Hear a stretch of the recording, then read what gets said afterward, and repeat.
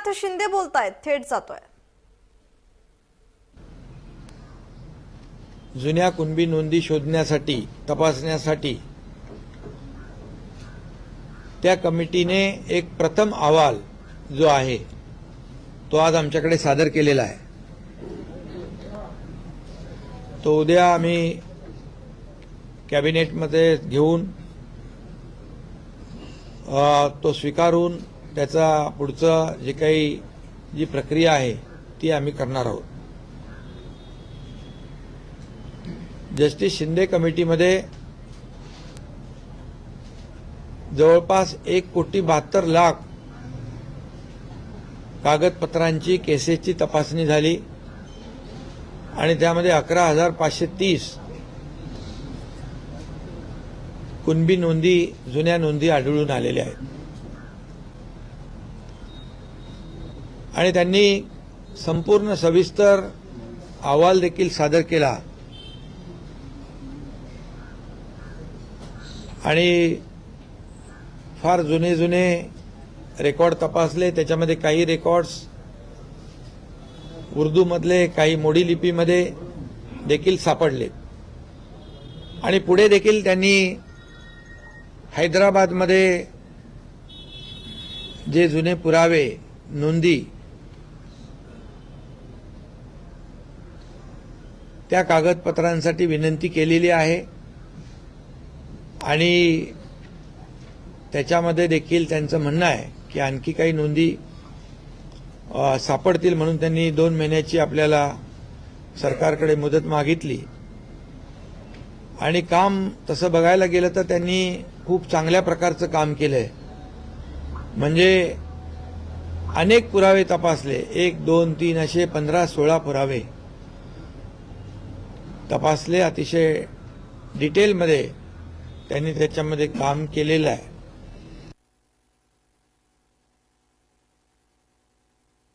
आणि म्हणून सरकारने त्यांना 2 महिन्याची जी काही मुदत दिली की त्यांच्या कामाचा आवाका आणि त्यांच्या कामातून आलेलं आउटपुट जे आहे त्याचं प्रमाण मोठं आहे।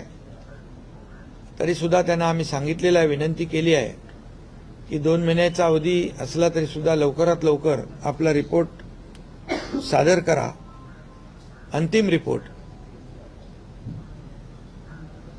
पण हे जे 1,73,00,000 कागद तपासलेत, केसेस तपासल्यात आणि 11,530 याच्यामधून नोंदी सापडल्यात, ही देखील एक समाधानकारक बाब आहे आणि म्हणून त्यांना देखील कुणबी प्रमाणपत्र जे आहेत त्यांच्या नोंदी सापडल्यात त्या कागदपत्रांची तपासणी करून पुढची कार्यवाही देखील सुरू होऊन जाईल। दुसरं हा एक भाग झाला जस्टिस शिंदे कमिटीचा आणि दुसरा एक भाग जो आहे जे मराठा आरक्षण, मूळ मराठा आरक्षण जे आहे हे सुप्रीम कोर्टामध्ये जे रद्द झालं त्यावर देखील सरकार काम करतंय आणि क्युरेटिव्ह पिटिशनमध्ये सुप्रीम कोर्टाने ड्यू प्रोसेसमध्ये मॅटर लिस्टिंग करून आम्ही ऐकू अशा प्रकारचं एक विंडो सुदैवाने ओपन झालेला आहे आणि त्यावर देखील काम सरकारचं युद्धपातळीवर सुरू आहे। आज मागासवर्ग आयोगाचे अध्यक्ष निरगुडे साहेब होते, त्यांची कमिटी त्याच्यावर काम करते। त्यांना जी काही लागणारी मदत जी आहे ही पूर्णपणे सरकार उपलब्ध करून देईल आणि रिजन वाईज त्यामध्ये ज्या तज्ज्ञ संस्था आहेत या तज्ज्ञ संस्था त्यामधून त्यांना मदत करतील। पूर्ण मॅनपॉवर, जे काय आवश्यक असेल स्टाफ आणि ज्या संस्था विश्वसनीय संस्था आहेत ज्यांनी यापूर्वी देखील काम केलेलं आहे अशा संस्थांच्या माध्यमातून युद्ध पातळीवर ते इम्पिरिकल डेटा जो आहे तो त्याचं एक्सरसाइज आणि गोळा करण्याचं काम होईल आणि मराठा समाज मागास कसा आहे हे सिद्ध करण्यासाठी या क्युरेटिव्ह पिटिशनच्या माध्यमातून आपल्याला ते उपयुक्त ठरेल. कारण त्याच्यामध्ये ऑर्डर करताना सुप्रीम कोर्टाने मागे आपलं आरक्षण रद्द करताना ज्या काही त्रुटी काढलेल्या आहेत त्या त्रुटी दूर करण्यासाठी देखील आज आम्ही जस्टिस निवृत्त न्यायाधीश गायकवाड साहेब, निवृत्त न्यायाधीश भोसले साहेब आणि जस्टिस शिंदे साहेब याची एक ॲडवायझरी बोर्ड म्हणून ती एक आम्ही स्थापन केलंय. कारण गायकवाड साहेबांचा पहिला रिपोर्ट त्यांचा होता, दुसरा रिपोर्ट भोसले साहेबांचा होता आणि जस्टिस शिंदे तर आता त्याच्यावर काम करतायत. त्यामुळे तो एक आम्ही निर्णय आज घेतलेला आहे. ही कमिटी जी आहे महत्वाची 3 जस्टिस निवृत्त न्यायमूर्तींची, ही सरकारला क्युरेटिव्ह पिटिशन आणि टिकणारं मराठा आरक्षण हे देण्यासंदर्भामध्ये मार्गदर्शन करेल आणि मागासवर्ग आयोगाला देखील मदत करेल अशा प्रकारचा निर्णय झाला. एक टास्क फोर्स जो आहे तो देखील सिनियर काउन्सिलचा आपण गठीत केलेला आहे आणि त्यांची देखील बैठक जी मागच्या वेळेस मराठा आरक्षण जे देवेंद्र फडणवीस साहेब मुख्यमंत्री असताना दिलं त्या कमिटीमध्ये दादा आम्ही सगळेच होतो आणि त्यात देखील जे काही तज्ज्ञ आहेत त्या तज्ज्ञांनी मराठा आरक्षण मिळवून देण्यासाठी हायकोर्टमध्ये टिकवण्यासाठी जे काही काम केलं त्यांची देखील बैठक टास्क फोर्सचे जे आपले वकील आहेत किंवा आपली जी बाजू सुप्रीम कोर्टामध्ये मांडणार आहे त्यांची देखील बैठक तातडीने घेण्याचा निर्णय आम्ही घेतलेला आहे. आणि एकंदरीत हा डाटा गोळा करण्यासाठी रिजन वाईज म्हणजे टाटा इन्स्टिट्यूट असेल, गोखले इन्स्टिट्यूट आहे, असे अनेक जे काही नामवंत आहेत, विश्वसनीय संस्था आहेत, त्यांची मदत आम्ही या ठिकाणी घेणार आहोत. आणि ज्यांना या बाबतीमध्ये ज्यांनी मगाशी मी म्हटलं की मागच्या वेळेस जे आरक्षण दिलं आणि हायकोर्टामध्ये त्याला चॅलेंज झालं पण हायकोर्टामध्ये देखील ते टिकवलं आणि त्यामध्ये ज्यांनी सहभाग घेतला, योगदान दिलं, त्यांची देखील मदत आम्ही घेतोय. खरं म्हणजे हा मुद्दा फार जुना आहे, 1980 पासूनचा. असं असलं तरी सुद्धा या मुद्द्याला, मराठा आरक्षणाला खऱ्या अर्थाने चालना दिली ती देवेंद्र फडणवीस साहेब मुख्यमंत्री होते त्यावेळेस दिली आणि त्यावेळेस मराठा समाजाला आरक्षण आपण सरकारने दिलं. हायकोर्टामध्ये त्याला चॅलेंज झालं, ते टिकवण्याचं काम आपल्या सरकारने आणि या सर्व तज्ज्ञ लोकांनी केलं. सुप्रीम कोर्टामध्ये अपील झाल्यानंतर दुर्दैवाने ते आरक्षण रद्द झालं.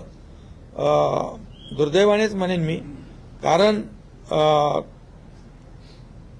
ह्याच्यामध्ये त्यावेळेस सुप्रीम कोर्टाने काही त्रुटी आणि ऑब्झर्वेशन नोंदवले.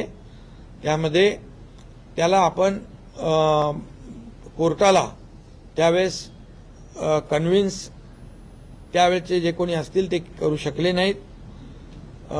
दुर्दैवाने मी म्हणेन, आज मी त्याच्यामध्ये राजकारणामध्ये जाऊ इच्छित नाही, परंतु काही गोष्टी ज्या आहेत, काही कागदपत्र त्याला सादर करण्यासाठी देखील अनेक वेळा सुप्रीम कोर्टाच्या तारखा मागितल्या गेल्या. अनेक वेळा काही असंही घडलं की मराठीतलं इंग्लिशमध्ये ट्रान्सलेट करणं हे देखील त्यालाही विलंब झाला, किंबहुना त्याच्यामध्ये देखील त्रुटी राहिल्या.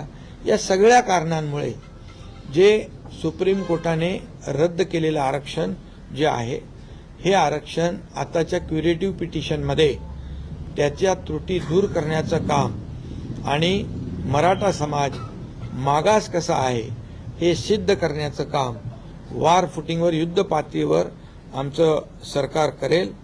आणि टिकणारं कायद्याच्या चौकटीत बसणारं आरक्षण जे आहे हे देण्यासाठी सरकार कटिबद्ध आहे. सरकारने जबाबदारी घेतलेली आहे. सरकारची जबाबदारी मी जाहीरपणे व्यक्त केलेली आहे आणि त्यामुळे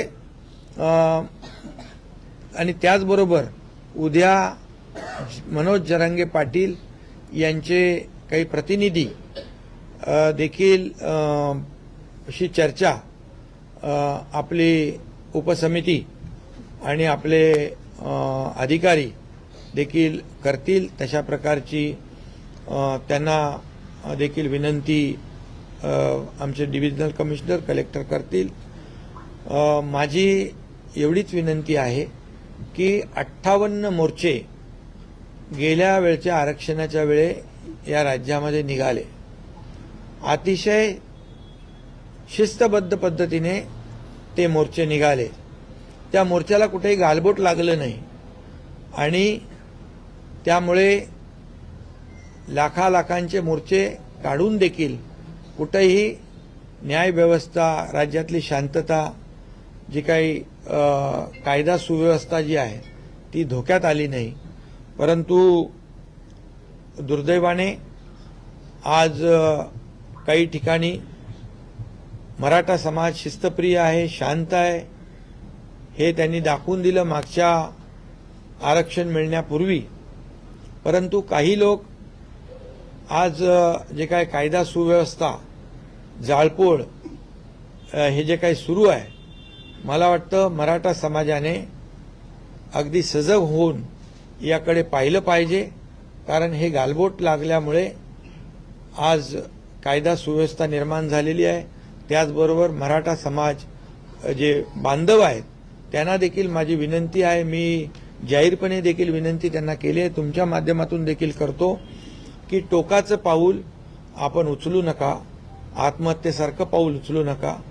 आपल्या मुलाबाळांचं, आईवडिलांच्या परिवाराचा विचार करा, त्यांना वाऱ्यावर सोडू नका. अशा प्रकारची मी त्यांना भावनिक आवाहन देखील या ठिकाणी करू इच्छितो.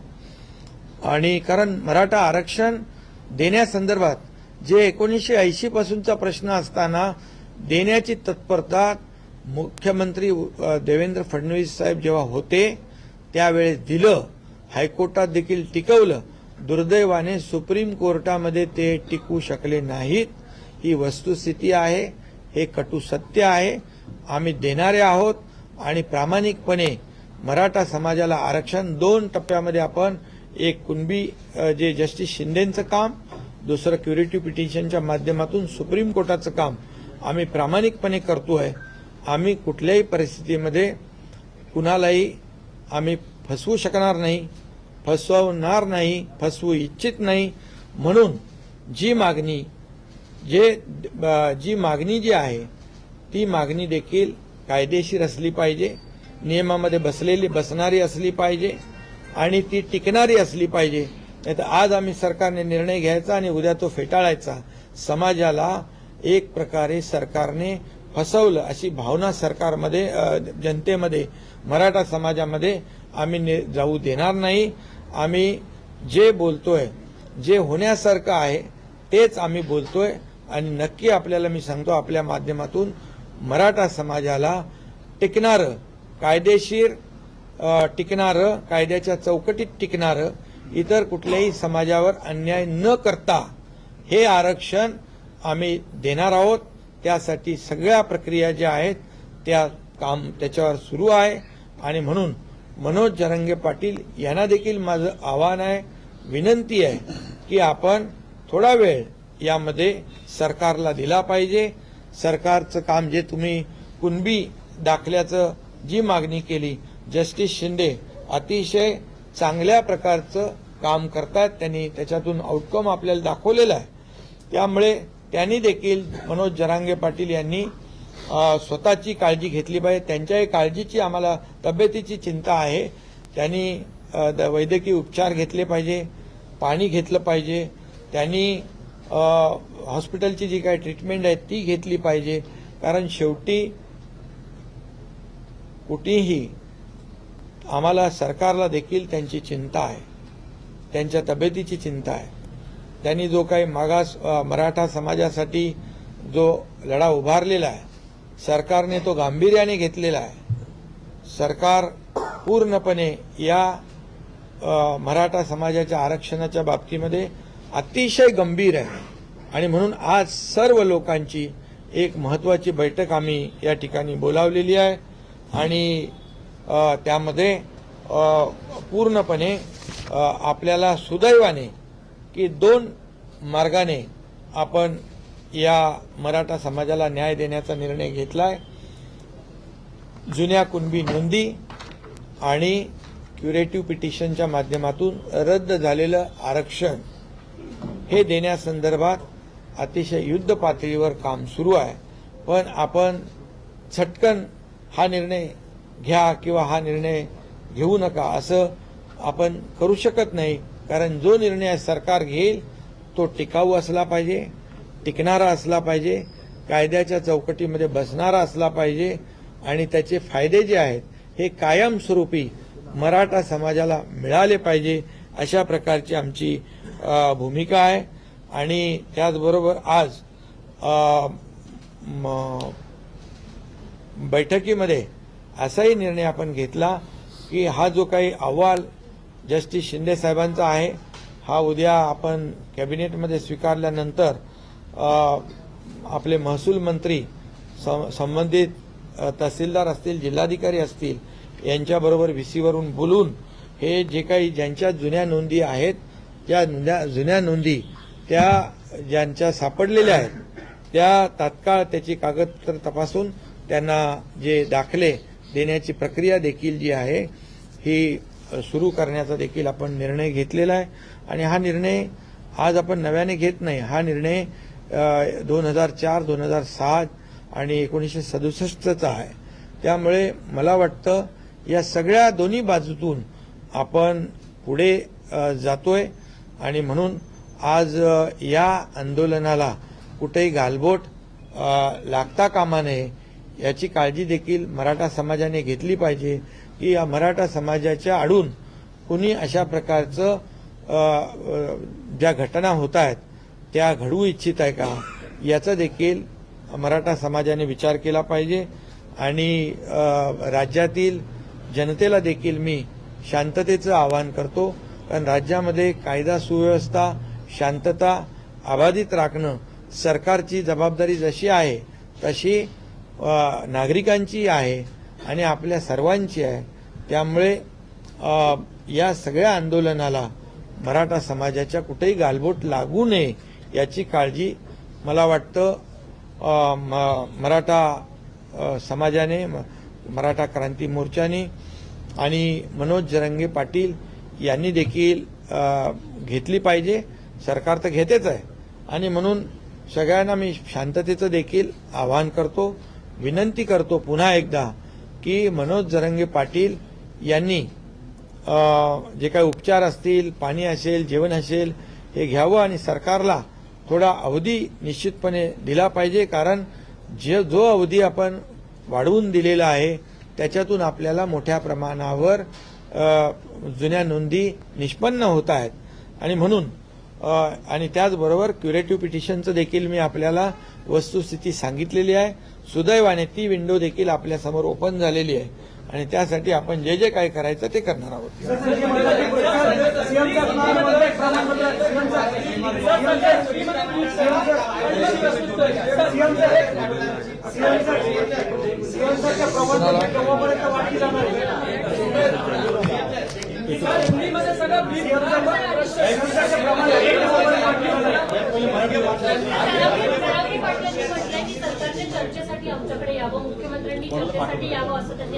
नहीं, यामध्ये एक मी हिंदी में जरा बोलतो. आज की बैठक बहुत ही महत्वपूर्ण रही है. मराठा आरक्षण के बारे में सभी हमारी उपसमिति की बैठक थी, उप समिति के सभी मेंबर थे और सभी अधिकारी थे, एजी थे और जो मागास वर्ग आयोग है उसके निर्गुड़े जी थे, जस्टिस शिंदे जी थे और सभी लोग आज बड़े पैमाने पर चर्चा हुई है. सब पॉजिटिव चर्चा हुई है और इसमें जस्टिस शिंदे सर की जो कमेटी है उन्होंने प्रथम रिपोर्ट जो है सादर किया हुआ है, कल हम कैबिनेट में रखेंगे और उसके ऊपर हमारे महसूल मंत्री जी आगे के जो कार्रवाई के निर्देश है अपने लोगों को देंगे महसूल विभाग के। ये एक निर्णय हुआ है और इसमें दूसरा एक निर्णय ऐसा हुआ है जो जस्टिस है भोसले साहब और गायकवाड़ और शिंदे, जस्टिस शिंदे, इनकी एक कमेटी गठित की गई है एडवाइजरी कमेटी के रूप से। वो सरकार को भी गाइड करेगी और मागास वर्गीय आयोग को भी मदद करेगी। ऐसा एक भी निर्णय हुआ है। एक सीनियर एडवोकेट का जो है सीनियर काउंसिल का एक टास्क फोर्स जो गठित किया है उसे ये जो कमेटी के लोग हैं ये मदद करेंगे। उनके साथ एक जल्दी बैठक होगी और जिन्होंने जब देवेंद्र फडणवीस जी मुख्यमंत्री थे तब जो आरक्षण दिया था और वो जब चैलेंज हुआ हाईकोर्ट में तब कई इस मराठा आरक्षण में जिन्होंने काम किया, जो तज्ञ लोग हैं, जो अनुभवी लोग हैं, उनके साथ भी बैठक वहां पर करने का फैसला किया है ताकि वो भी अपनी कुछ सुझाव दे सकते हैं। और इसके बाद जो जस्टिस शिंदे कमेटी का अभी मैंने कहा कि अहवाल सबमिट कर रहे हैं और उनको जो मोहलत उन्होंने मांगी थी 2 महीने की, क्योंकि उनसे उनकी कमेटी बहुत ही डीपली काम कर रही है और जो एविडेंस है जो पुराने वो ढूंढ रही है और इसलिए उन्होंने 2 महीने का समय मांगा। इसमें उनका कहना है कि और कुछ जो पुराने दस्तावेज है, पुराने जो पुरावे हैं वो मिलेंगे तो और ज्यादा मराठा समाज को न्याय मिल सकता है। इसलिए उनको कहा कि 2 महीने दिए हैं लेकिन जल्द से जल्द अपना अंतिम अहवाल भी वो सादर करे, ऐसी विनती उनसे हमने की है। ये एक तरफा हुआ है। उन्होंने 1,70,00,000 लोगों के कागजात देखे हैं, उसमें से 11,530 पुरानी जो नोंद है, पुराने जो उनके एविडेंस है वो मिले हैं उसमें, जिससे मराठा समाज को निश्चित रूप से फायदा हो जाएगा।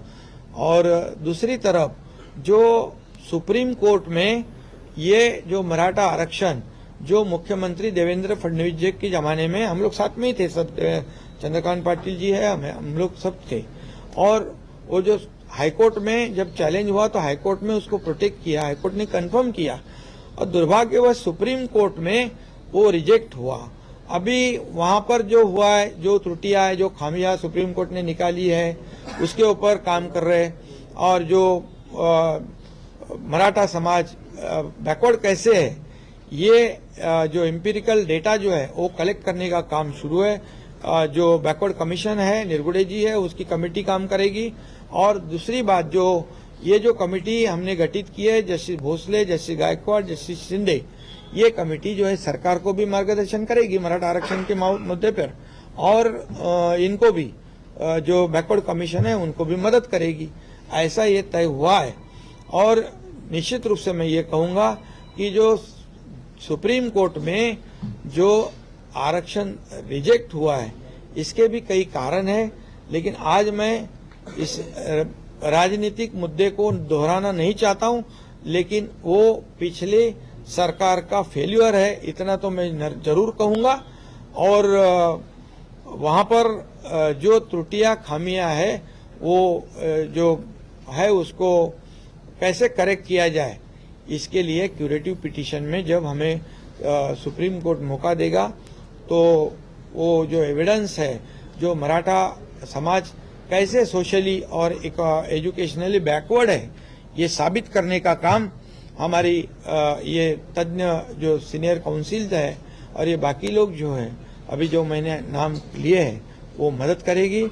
और मैं इतना विश्वास के साथ कह रहा हूँ, दावे के साथ कह रहा हूँ कि जो मराठा आरक्षण जो है समाज को देना है वो नियम के अनुसार जो टिकने वाला, जो कानून के दायरे में बैठने वाला ये आरक्षण देना, ये सरकार इसके लिए कटिबद्ध है, ये हमारी जिम्मेदारी है, उसके ऊपर हम काम कर रहे हैं।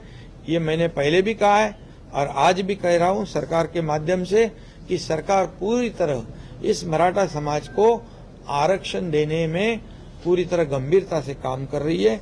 इसलिए मेरा अनुरोध है, जो मनोज जरांगे पाटिल और उनकी जो टीम है उससे भी अनुरोध है कि हमें भी उनके तबीयत की, उनके आरोग्य की चिंता है। उन्होंने ये जो अनशन है इसे हमें सरकार को थोड़ा समय देना चाहिए। सरकार को अगर समय देते हैं तो निश्चित रूप से इसमें से बहुत ही बड़ा एक निर्णय लोगों को मिल सकता है, ऐसी उम्मीद हमने रखी है। और आज राज्य में जो लॉ एंड ऑर्डर की सिचुएशन, जो दुर्दैवी घटनाएं घट रही है, इसे भी रोकने की आवश्यकता है। मराठा समाज के पिछले जब मोर्चे निकले थे, पिछले समय जब आरक्षण दिया था तो 58 मोर्चे निकले थे, लाखों लोग रास्ते पे आए थे, लेकिन बहुत ही डिसिप्लिन देखा गया और उसमें पूरे देश ने उसकी नोंद ली और पूरे देश ने एक महसूस किया कि मराठा समाज एक शिस्तबद्ध पद्धति से एक शिस्तप्रिय समाज है। ये लॉ एंड ऑर्डर को भी बनाए रखने में बहुत ही मदद करने वाला है, ऐसा अनुभव है। और इसलिए अभी जो कुछ घटनाएं हो रही है इसका भी विचार मराठा समाज के लोगों ने करना चाहिए, क्योंकि ये इसके वजह से आंदोलन को क्या कहते हैं, एक दूसरी दिशा में ये आंदोलन जा रहा है। इसलिए मैं इतना ही कहूंगा कि ये सभी लोगों ने सोचने की आवश्यकता है। सरकार अगर कुछ निगेटिव होती तो ऐसा करना हम समझ सकते थे, उचित था, लेकिन सरकार पूरी तरह से गंभीरता से इसमें काम कर रही है और हम लोग किसी को भी इस मामले में, मराठी में मैं कहूंगा की कोणाची फसवणूक, कुठल्याही समाजाची फसवणूक आम्ही करणार नाही। म्हणजे वेळेवर वेळ काढूपणा बिलकुल आम्ही करणार नाही।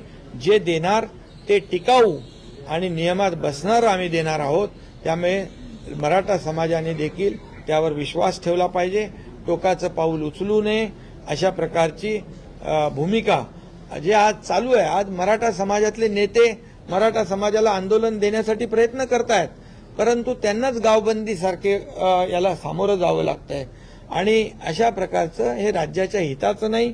समाजामध्ये तेढ निर्माण होईल अशा प्रकारचा काही लोक प्रयत्न करतायत, याची देखील दखल मराठा समाजाने आणि मराठा नेत्यांनी या संघर्षातल्या घेतली पाहिजे आणि सरकारला वेळ दिला पाहिजे, एवढीच माझी विनंती आहे, एवढंच माझं सगळ्यांना आव्हान आहे।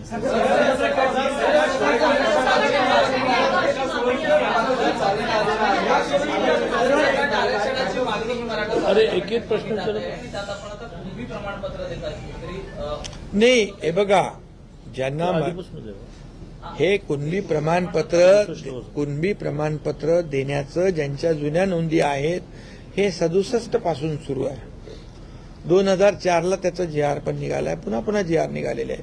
तर हे पूर्वीपासून 67 पासून तो नियम झालेला आहे। नवीन नियम तो किंवा नवीन निर्णय आपण घेतला नाही। या मराठवाड्यातल्या लोकांना कुणबी दाखला पाहिजे आणि तो मिळायला अडचण होती, म्हणून ती आपण कमिटी नेमली आणि ती कमिटी चांगलं काम करते। आणि मेन जो आहे मराठा आरक्षण, या मराठा आरक्षण देण्याबद्दल तर मी बोललेलो आहे। मराठा आरक्षण देण्याबद्दल जे रद्द सुप्रीम कोर्टात झालंय ते आपण क्युरेटिव्ह पिटिशनच्या माध्यमातून आपण त्याच्यावर काम करून मराठा समाज मागास कसा आहे हे पूर्णपणे पुरू करण्याचं काम सरकार करेल।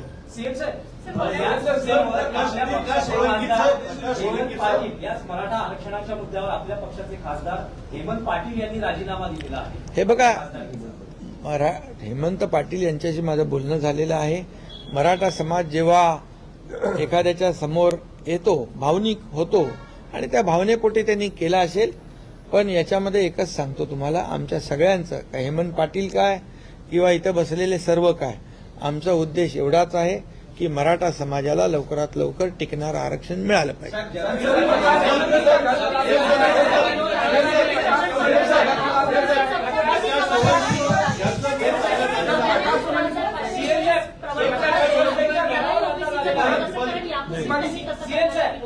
हे बघा, हा कुणबी प्रमाणपत्र देण्याचा निर्णय आता आपण घेतलेला नाही, हा 1967 पासून आहे। त्या मिळण्यामध्ये ज्या अडचणी होत्या त्या दूर करण्यासाठी जस्टिस शिंदे कमिटी आपण नेमली आणि त्याचाच कार्यभार सुरू आहे. सीएम साहेब, आतापर्यंत गावबंदी होईल, आता प्रकाश सोळंके यांच्या घरावर हल्ला झालेला आहे. हा, सीएम साहेब, आणि ते सीएम साहेब, मराठवाडा माहित आहे निजामशाही होती तिकडे आणि त्यामुळे त्या पुरा मराठवाड्याचे 11,500 मूळ नोंदी त्याचे मल्टिपल भरपूर होते. यांच्या घरावर 1 हल्ला लाख, झालाय. 2 लाख. गाड्यांची जाळपोळ त्यांच्या घरात आवाराच्या घरात नाही. म्हणून मी एवढंच सांगतो की हे आंदोलन भरकटत चाललेलं आहे, दुसऱ्या दिशेला चाललेलं आहे. याचा विचार मनोज जरांगे पाटील, त्यांची टीम आणि सकल मराठा समाजाने घेणं गरजेचं आहे. या आंदोलनामध्ये किंबहुना या मराठा समाजाला आरक्षण मिळवून देण्याच्या ज्या प्रक्रियेमध्ये जे नेते आहेत त्यांनाही देखील विचार करण्याची वेळ आहे की हे आंदोलन जे हिंसक का होत आहे, कारण याच्या मागे कोण आहे आणि हे आत्महत्येचं प्रमाण, आत्महत्या का होत आहेत याच्या मागे कोण आहे याचा विचार मराठा समाजातल्या नेत्यांनी केला पाहिजे. आणि अशा प्रकारची गावबंदी जे नेते जे मराठा समाजाला आरक्षण मिळालं पाहिजे अशा भावनेतून काम करतायत त्यांना जर आपण गावबंदी करू लागलो, आपापसामध्ये जर याच्यामध्ये मतभेद होऊ लागले, आपापसात संघर्ष होऊ लागला तर याला गालबोट लागेल. आणि मराठा समाजाची जी सहानुभूती आहे, मराठा समाजाबद्दल जे एक शिस्तीचं एक जगाने देशाने सगळं पाहिलेलं आहे त्याला गालबोट लागेल. आणि जी सहानुभूती आज मराठा समाजाच्या पाठीशी आहे अशा प्रकारामुळे लोकांच्या मनामध्ये एक वेगळा म्हणजे त्याच्यामध्ये निर्णय म्हणजे एक सहानुभूती देखील कमी होऊ शकते. आणि म्हणून या मराठा समाजाचे जे मोर्चे निघाले, जी आंदोलनं झाली आतापर्यंत शांततेने झालेली आहेत, आता याला गालबोट लावण्याचं काम हे कोण करतंय याचा विचार देखील आंदोलनकर्त्यांनी केला पाहिजे.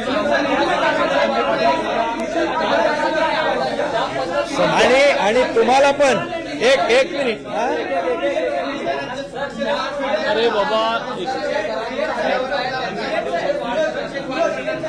काय करणार ऐका, एक पहिली गोष्ट तुम्हालाही सांगतो मी, मीडियालाही सांगतो मी सगळ्या, तुम्ही लोकशाहीचा चौथा स्तंभ मानता ना स्वतःला, लोकशाहीचे चौथे स्तंभ आहात तुम्ही. आणि माझी तुम्हालाही विनंती आहे, कुठल्या तुम्ही देखील एक समाजाचा भाग आहात, तुमच्या माध्यमातून देखील आम्ही जे आज निर्णय घेतले, आज जे निर्णय घेणार आहोत किंबहुना जे निर्णय घेतले, आज मराठा समाजाला आम्ही काय काय देतोय ते जाहिरातीच्या माध्यमातून उपसमितीने केलं होतं. काय किती आपण त्यांना मराठा समाजाला आरक्षण मिळेपर्यंत जे आपण दिलेलं आहे, तुम्हाला मी सांगतो आम्ही देण्याची भूमिका आमची प्रामाणिक आहे. मी मुख्यमंत्री झाल्यानंतर जवळपास 4,000 लोकांना, अधिसंख्य पदांच्या लोकांना जे सुप्रीम कोर्टाने आरक्षण रद्द केल्यानंतर मधल्या ज्या पिरियडमध्ये ज्यांच्या सिलेक्शन झालं होतं, अपॉइंटमेंट मिळाली नव्हती, त्यांना नोकऱ्या देण्याचं धाडस या एकनाथ शिंदेने केलं. तेव्हा सगळे घाबरत होते, असं होईल तसं होईल, पण ते आज नोकऱ्या करतायत. त्याचबरोबर सारथी, बार्टी, अण्णासाहेब पाटील आर्थिक विकास महामंडळ या माध्यमातून देखील आज जवळपास 67,000 तरुणांना अण्णासाहेब पाटील आर्थिक विकास महामंडळाच्या माध्यमातून 5,800 कोटीचं कर्ज वाटप झालंय. त्याचं व्याज आम्ही सरकार भरतोय.